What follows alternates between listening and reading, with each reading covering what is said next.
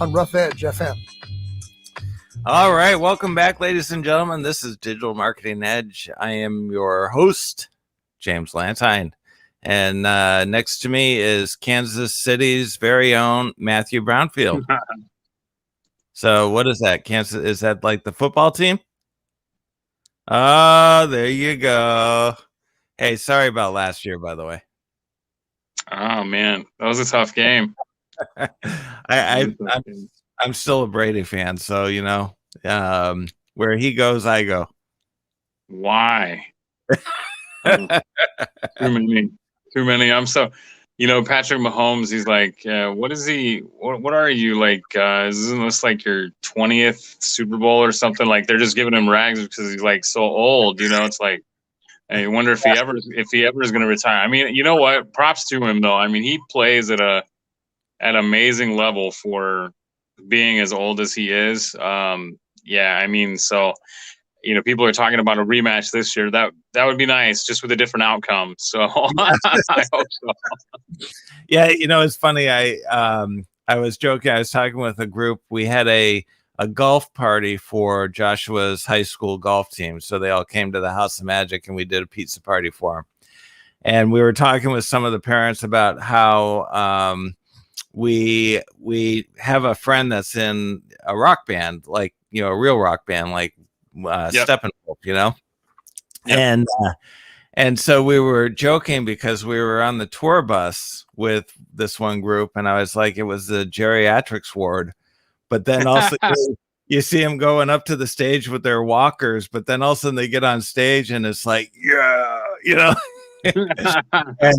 and so it's like the adrenaline kicks in, and all of a sudden they're out there going, rock on, and then they get off the stage and they go back to their walker. And so Brady's going to be 90 years old. He's going to be coming up on a wheelchair. Then he's going to run out onto the field. He'll be like the Bionic Man at that point. He'll just be like, it's, whatever. He'll be playing until forever. And so, yeah, it's just crazy. All the body parts will be replaced. That's right. So anyway, it's good to see you again. Are we home or are we camping? No, we're home. We're home. Okay. So no lakes to look at or trees or anything like that. No, Olaf. We've got Olaf over on the other shoulder. Here we go. Olaf's in the background back there. Basically, my second office, I guess. I have an office downstairs, and then we use this one for crafts and everything that my wife does, Scentsy, and I have no idea. Candles, color street, yeah, it's all kinds of stuff. So, yeah, we just did on Sunday our youth theater group that we do as part of the House of Magic and PTYA. Just did Frozen. Yep. So I was just working with Olaf last night. Right there. There you go. Yeah. So welcome. I'm glad we were able to safely return him to your living room. Yeah. or your second office. Anyways, I had an interesting occurrence. Let's try that again. I had an interesting occurrence last week, and it kind of dawned on me that, it's been about almost a year and a half since people have really had to engage at a social level. Would you say that's accurate? It's about a year and a half, right? That's true. People have not had a people for a while. Yeah, that's true. So I went to a pizza place, and I'm not going to name that it was California Pizza, but I went to this pizza place, and it was the absolute worst customer service I have ever experienced in, I won't say my life, but in the last 14 months, definitely. So we decided we were going to have a pizza night. And so my wife called up and asked if she could make an order.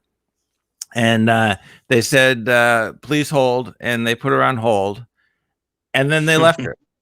It was like 15 minutes later, and nobody was coming back to the phone. So she hung up, and she called again. And they said, please hold. And she said, whoa, wait. The last time I held, everybody ignored me. So and nobody came back. Yeah, no one came back. So they're like, okay, well, what can I do for you? And she's like, I would like to place an order. So she placed the order, and she said she would like it ready for 6. So they asked her to call back. And she said, why? You can't just make it ready for 6 o'clock? And so they were like, okay, I guess so. And so they made it for 6. At 6 o'clock on the nose, I show up, and they're running all over the place, and I'm just kind of standing there. And then somebody says, has anyone helped you? And I said, no. And then she left. And so I guess nobody was meant to help me. And then somebody else came back, and I said, yeah, I'm here to pick up an order. It was supposed to be ready at 6 o'clock. And I gave her my name. So she calls back, and she said, is so-and-so's order ready? And they're saying something. I have no idea what they're saying. Then she comes back to me, and she said, oh, it's not ready yet. And I said, you guys haven't had this order for an hour. It was supposed to be ready for 6, but my wife called an hour ago. And they're like, well, it's still not ready. We're getting it ready. I said, okay. So I stepped back, and they're still running all over the place. I'm standing there for about 10 minutes. Nobody says a word. Other people come in and get their orders. So I go back, and I'm like, hey, what's up with my order? And so she calls back, and she said, it's still not ready. And I said, well, how long? And then she's like, I don't know. And I said, well, could somebody, maybe clue me in? And she said, hold on. And she disappears. And then some other guy comes up and says, has anyone helped you? And I said, well, not really. And he said, well, what are you looking for? And I said, I'm here to pick up an order. And he said, what's the name? And I said, it could be under Jim or James. And so they go back, and they're like, no, we don't have anything ready yet. And I'm like, oh my gosh, this was supposed to be ready at 6 o'clock. And they're like, what's the order under? I said, Jim or James. And then some guy comes out, and he says, what did you order? And I'm like, holy cow, we had 3 pizzas, a salad, and 2 desserts. And what is it under? Jim or James. So they disappear. This went on for a half hour. Oh my goodness. Finally, the manager comes out, and he's like, we can't find your order. I'm like, what do you mean you can't find my order? And he's like, when did she call in? I said, she called in at 5 o'clock. And he's like, what name was it under? I said, Jim or James. And they're like, well, we don't have an order for that. And I said, wait a minute. When I first came in, she told me to hold on, that the order was being prepared. It wasn't ready yet. So was that the truth? Or was it that nobody knew where the heck the order was, and so they were scrambling? And he's like, well, I don't think they knew where the order was. I'm like, then why didn't someone come up to me right then and say, hey, what did you order? We're having a hard time finding it under that name, Yeah. And he's like, I don't know. And I said, okay, well, maybe somebody should train the staff so that you do know. And so they go back, and they look some more. And then he comes back, and he's like, oh, it was under James. And I went, what? And he said it was under James. And he said, you told him it was Jim.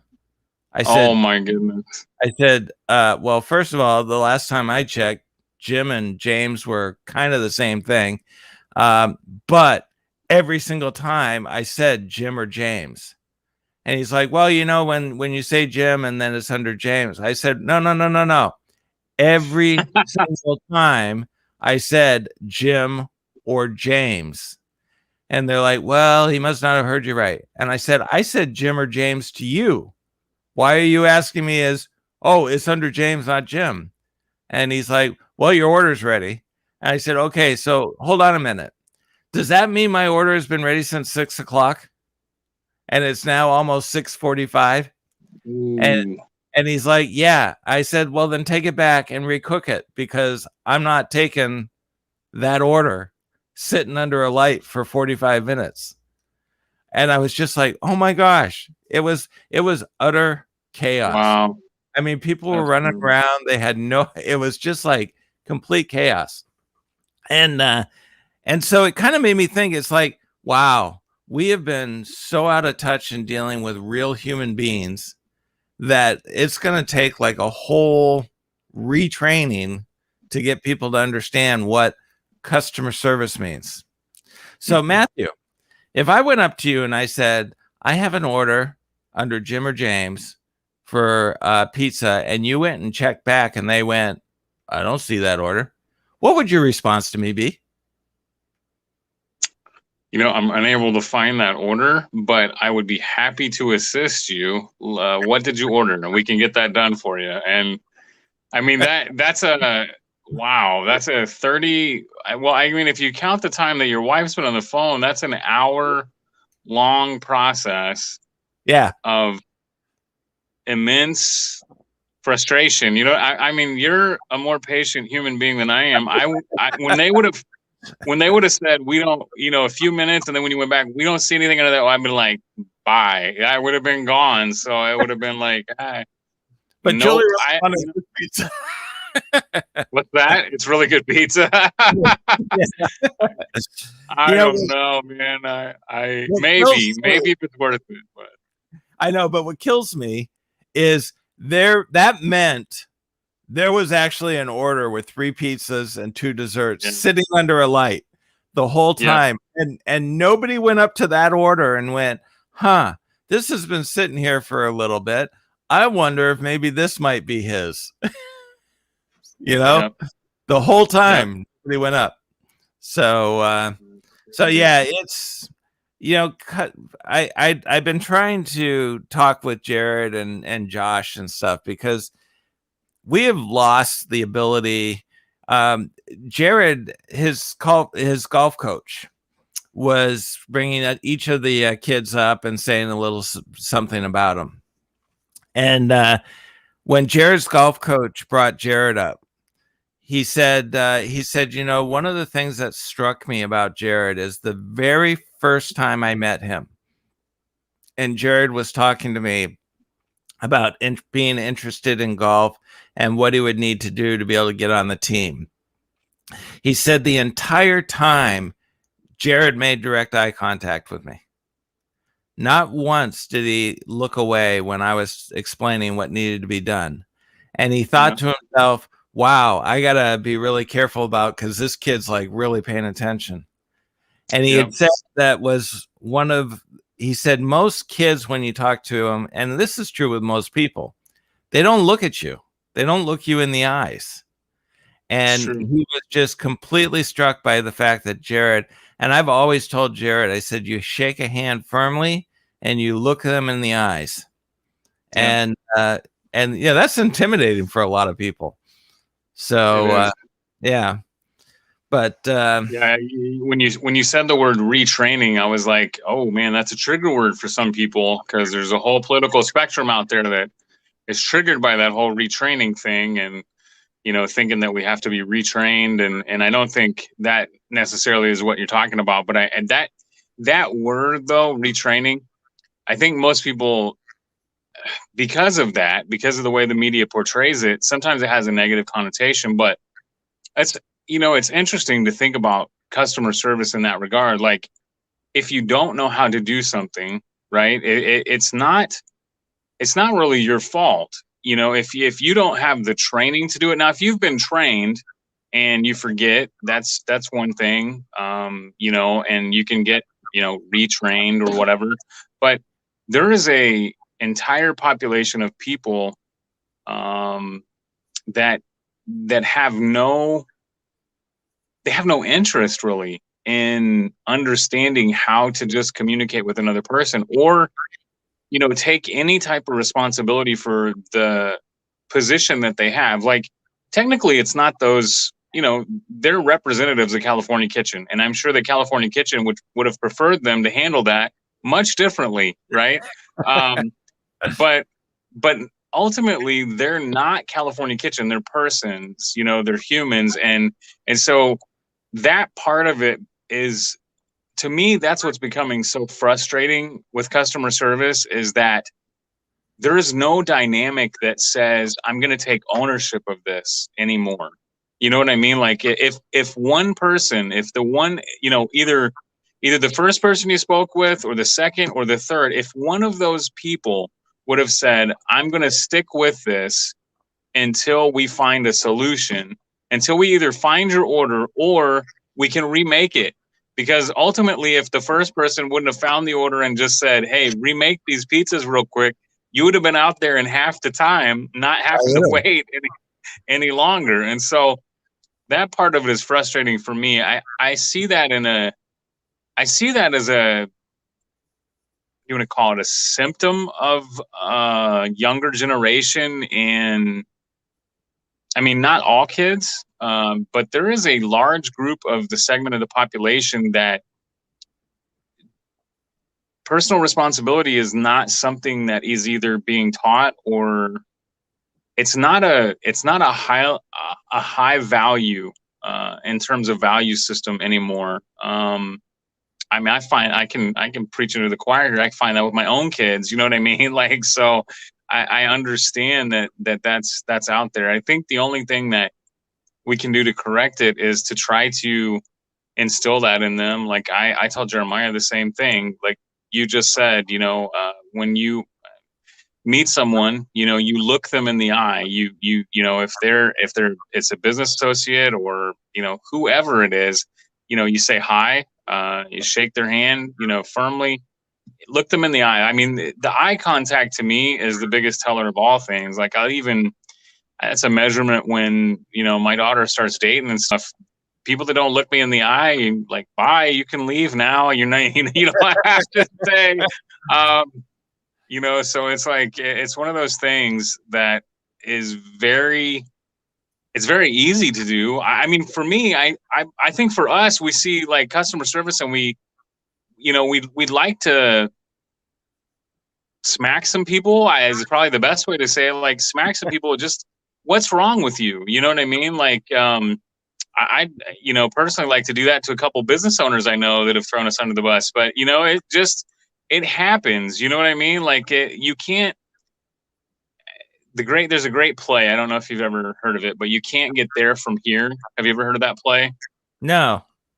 Okay. So I can't remember the playwright. I can't remember the author's name, but the gist of the story is this guy is a reporter. He goes to a little town.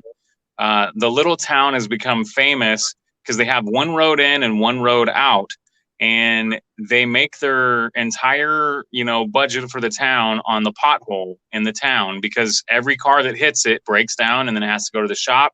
Then the person has to spend time in town while the car is getting fixed. And so the bed and breakfast. And so everything is revolving around the pothole. Anyway, the guy goes there. He learns about the people that, there's a lot of things and shenanigans that goes on. But the gist of it is, you can't find what you're looking for when you're stuck in where you are. You can't get, to where you want to be when you're stuck, in kind of the current state. It's like, I posted a thing the other day. It's like the biggest oversimplification of transformation is your current state and your future state, right? And the line between here and there, that's called transformation, but that's your life. You're living it, right? So people have to realize that you can't get there if you just stay here. You have to kind of let yourself out there, and Right. yeah, it's tough, but it has to be done. Yeah, it's funny because the thing that you just said about taking responsibility. One of the things that I used to teach when we had the software company all the time is that if you have a customer that is upset, let's say, for example, they've called in for support, they're waiting for an answer, they've been waiting for a long time, and so now they're making their second call, and they're saying, hey, somebody was supposed to get a hold of me. This was supposed to be done. Well, I used to tell our staff all the time, you don't just put that person back in the queue. They've already started there.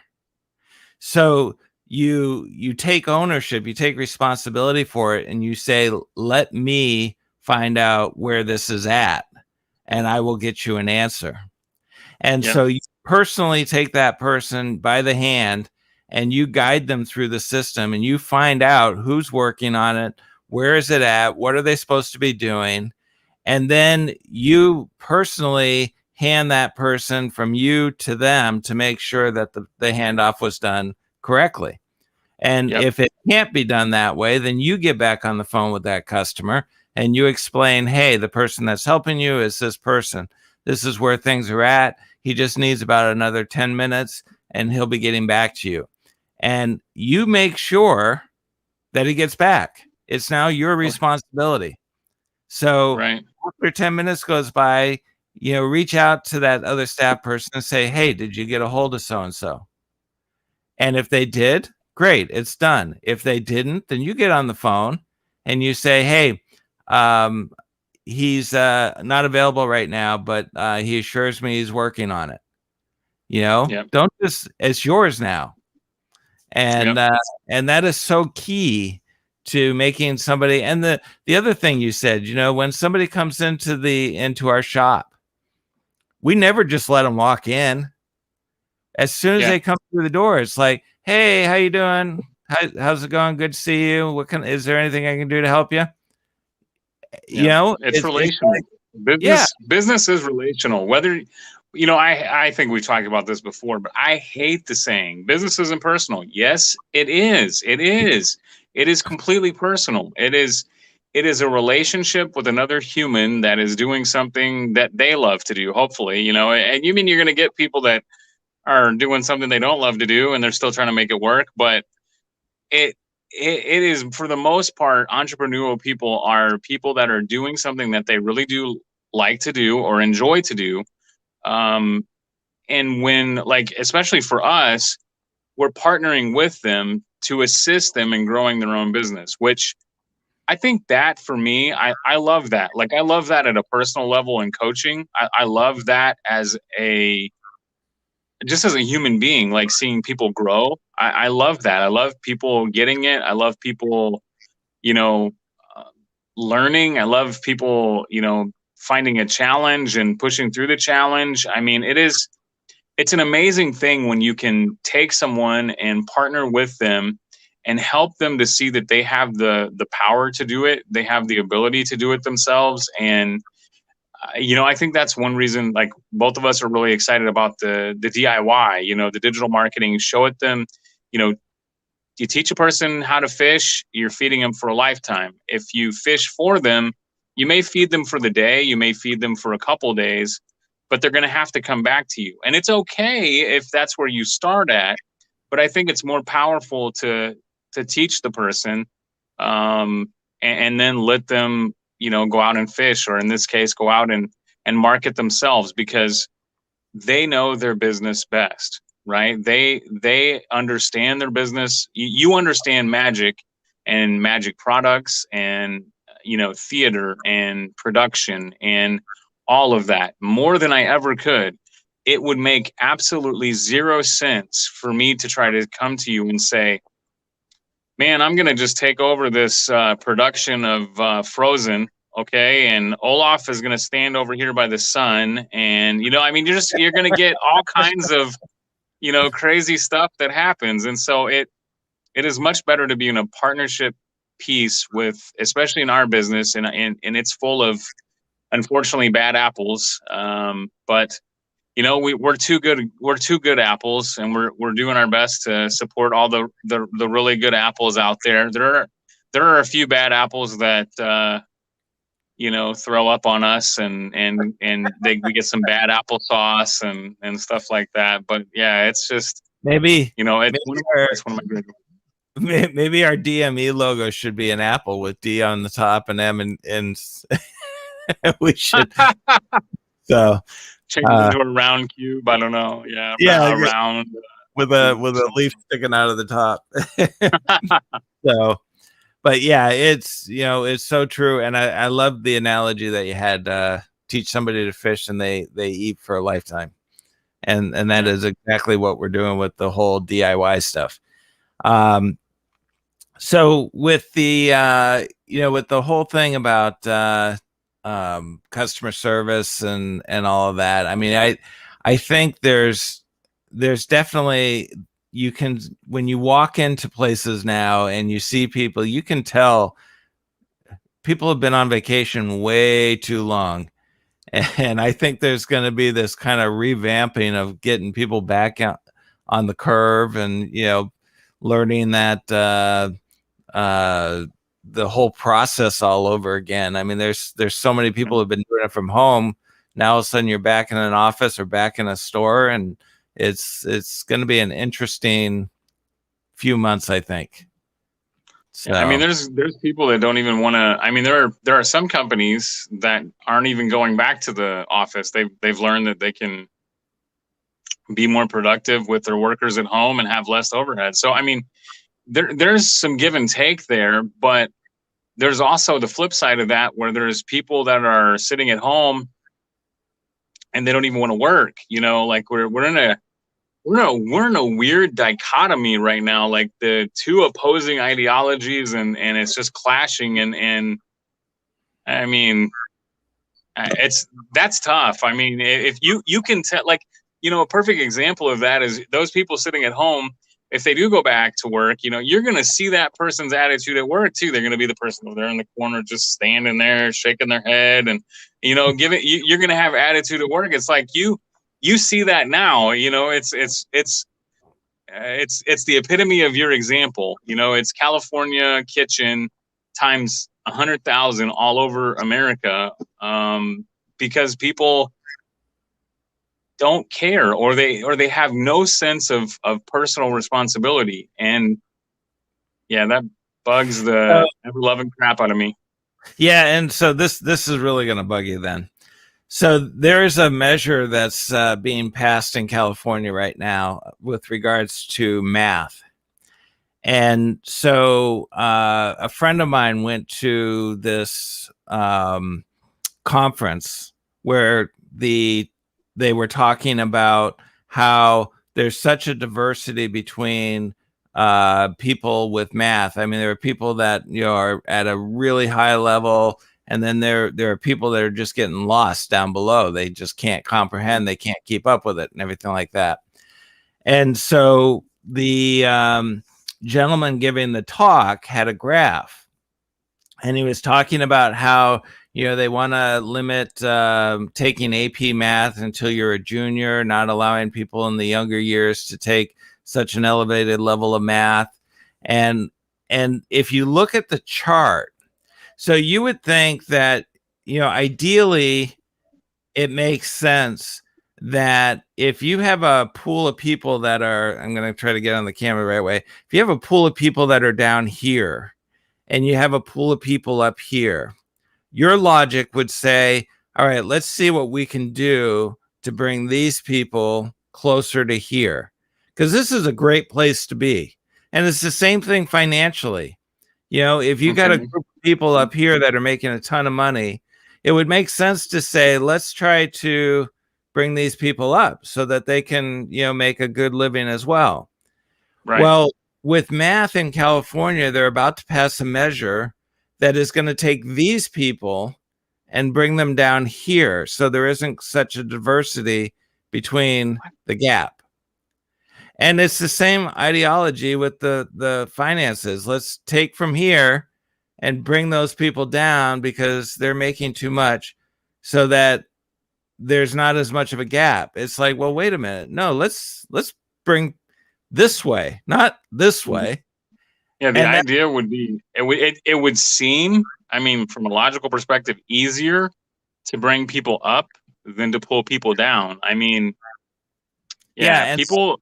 That's what the graph was. It was showing the top being brought down so that they weren't as advanced in the math as the people that are down at the bottom tier. And like, how do you do that? I mean, how are they proposing to do that? by not allowing them to take the advanced classes like they're doing, by Oh my restricting the goodness. type of Wow. stuff. Yeah, so they're basically restricting their knowledge. Wow. And it's such a backwards concept. It And is. you know, and unfortunately there's a tremendous number of people there. It's like, I don't want to work to elevate up. I want Yeah. you to take that top and bring them down. Mm. And so, it's a sad place, and it's a sad reality where we are going. And I think as a business owner, and the people that we talk to that are also business owners, they are all striving to grow, to bring themselves up, to elevate. And if anyone Right. said to them that you're too successful, you need to dummy yourself down or bring your business down, they'd be like, what planet are you from? Yeah. And that, unfortunately, I think is where we're at with so many things. But thankfully, most of our customers, all of our customers, are entrepreneurs, so they get it. They're doing this because they want control of their life, and they want control over their ability to grow Yeah. and I learn. mean, I think if we've learned anything over the last week, from the news angle piece and some of the release of emails and all of that happened during COVID, it's that opinions change as more information is revealed. I'm not going to jump on the bus that is completely throwing Fauci, under the bus for everything that he wrote and everything that he said. Because if you look at it from a logical perspective, it's an evolving viewpoint based on the data that he had at the time. You know what I mean? Like earlier on, it was, oh, you don't need a mask. Oh, wait, maybe masks are important. Now we should probably wear a mask. It's like, the thing that I learned from it is that the government, if you're depending upon the government to save your business, to save your life, you are trusting yourself to a entity that will not care. Ronald Reagan, I think, said that the most scary, the seven scariest words, that a person can hear are, "I am from the government and I am here to help."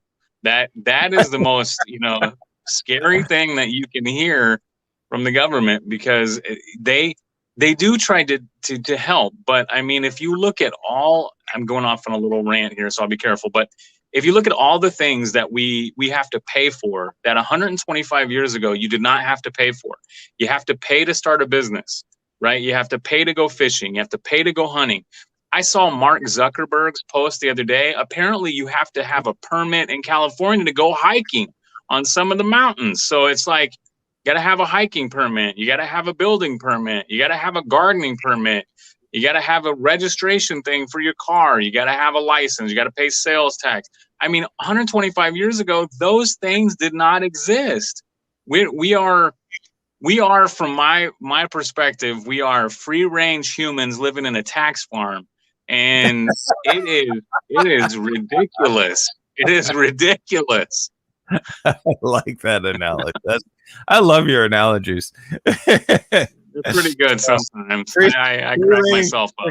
In a tax farm. I like that. That's great. Did you make that up? I think I've seen it on a meme. Okay. Something like that. I mean, I may have colluded it together in my mind, but something like that. Yeah. Like, we're free-range humans on a tax farm. That's awesome. That's good. I don't care if you didn't create it. It's still funny. But hey, so I need, before we go, because we're just about out of time, I need one clarification, because I think I've been out of the loop over the last week or two. What connotation does retraining have? Where did that? So not the last week, but the retraining, like when, earlier this year when Biden won the presidency and Democrats took control of both House and Senate, some in the progressive, wing of the Democratic Party were saying that anyone that supported policies even of the former administration need to be retrained. They need to be reprogrammed. And so for some of us, retraining can be a negative connotation because, I don't agree with everything that the former administration said, especially like, I think a lot of the problems of the previous administration could have been prevented had someone just taken away his phone and Twitter account a long time ago. But the policies for business, I haven't met a business. I mean, personally, I have not met a business owner yet that had an issue with the policy part of growing business under that administration. And unfortunately, when COVID hit, there are businesses that will never recover. We had several of those, just in my area. I know that you guys were closed down.